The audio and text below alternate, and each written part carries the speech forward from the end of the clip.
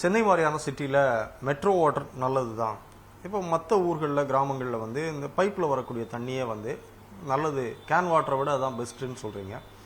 அந்த மாதிரியான மெட்ரோ வாட்டரை டைரெக்டாக எடுத்து யூஸ் பண்ணிக்கலாமா, இல்லை அதை ஏதாவது நம்ம வடிகட்டணுமா, இல்லை சூடு பண்ணணுமா?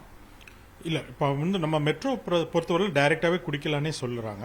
ஆனால் வந்து பார்த்தோம்னா அந்த ஹேண்ட்லிங் அவங்க கொடுக்கும் பொழுது பியூராக தான் கொடுக்குறாங்க. ஏன்னா வந்து ட்ரீட்மெண்ட் பிளான்ட்டில் கொடுத்து அந்த தண்ணி வந்து நம்ம பம்ப் பண்ணி வீட்டு வாசல் கொண்டுறாங்க.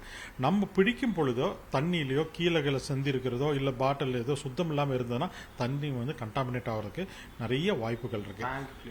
டேங்க் க்ளீன் பண்ணாமல் விட்டுட்டோம், அந்த டேங்க்குள்ளே உழுது நம்ம அது ப்ராப்பராக க்ளீன் பண்ணி அதுக்குள்ளே சுண்ணாம்பெல்லாம் அடிக்கணும், அதுக்குன்னு ப்ரொசீஜர் இருக்குது. அது நம்ம வீட்டில் பண்ண நிறைய பேர் பண்ணுறது கிடையாது. வீட்டில் ஓவர் டேங்க்கு பார்க்க திறந்து பார்த்தவங்களே பல வருஷங்கள் திறக்காமல் கிடக்கிறதுன்னு நம்ம பார்த்துருக்கோம். அதுக்குள்ளே பாசியெல்லாம் இருக்கு. அதனால் நான் என்ன ரெக்வஸ்ட் பண்ணுறேன்னா, எல்லாத்தையுமே ஒருத்தர கூட ஈவன் மெட்ரோ வாட்டரே வந்தால் கூட நமக்கு க்ளீனாக கொடுத்தா கூட நம்ம வீட்டில் அது சுடுதண்ணியாக மாற்றி ஆற வச்சு குடிக்கிறதே பெஸ்ட்டு. எந்த தண்ணியாக இருந்தாலும் சரி, not only the metro water, even can வாட்டரே நாங்கள் அதுதான் சொல்லுவோம்.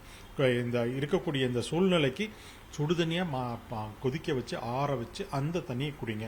ஸோ தட் நமக்கு வந்து ஹெல்த்துக்கு வந்து சேஃப் அப்படின்னு தான் நான் சொல்லுவேன். ஏன்னா எந்த ரூபத்தில் வரும்னே சொல்ல முடியாது. ஆனால் நமக்கு கொடுக்கும் பொழுது மெட்ரோ வாட்டர் நம்ம வீட்டு முட்டைக்கும் வர்றது வந்து சேஃபாக தான் வருது. பட் வீட்டுக்குள்ளே வரும் பொழுது இந்த தொட்டிக்குள்ளேயும் பைப்புலையும் கையில் பிடிக்கிறது அதெல்லாம் தண்ணி கையில் பட்டதுன்னா அழுக்குப்பட்டதுன்னா அது வந்து பொல்யூஷன் வந்துடுது. அதனால் உடல் கேடு வர்றதுக்கு வாய்ப்புகள் நிறையா இருக்குது.